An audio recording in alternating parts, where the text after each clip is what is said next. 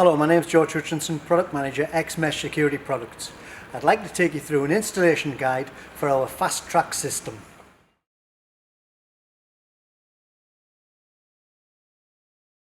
You see in front of you a range of tools and fixings required for a Fastrack installation. First thing to do is install the posts. These are set at 3 metre centres. You can use a tape to do that, or you can use the stringer that's pre-cut to suit those centres. The stringer has pre-punched holes that are purely used to tie the mesh on, and I'll go into detail on that later.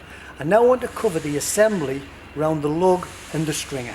I'll show you a common fault now where the stringer is actually placed over the lug. This stops the rotation of the stringer and there's no hole for the fixing. So we have a 35mm square washer, we have a 35×8mm cup square bolt. We put washer over the bolt and slide the assembly into the stringer, like so. So you've now got the assembly inside of the stringer. What you do now is you fit the bolt through the lug and your stringer over the top, and then place your shear nut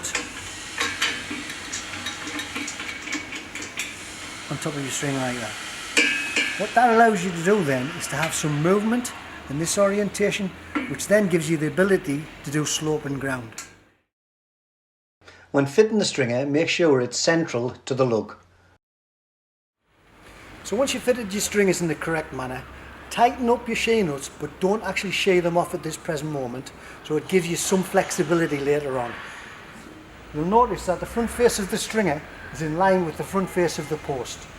We're now going to fit the mesh.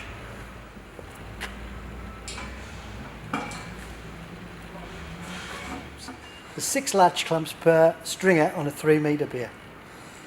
The cutout in the latch clamp goes through the stringer, twists and locks the stringer in, and then you fit your bolt through. Yep.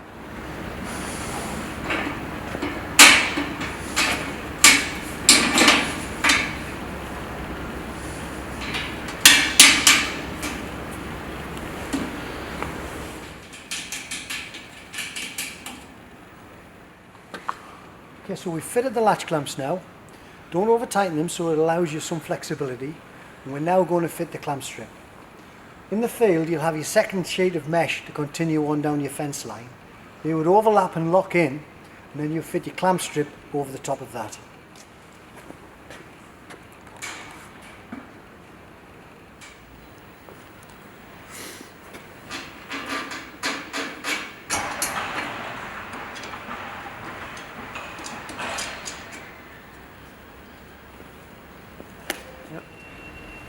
Once you're happy with the fixings in place and lined up, shear off and tighten up where appropriate. So we finished the installation guide now, and hopefully that's highlighted and helped you out in some of the aspects you've had on site.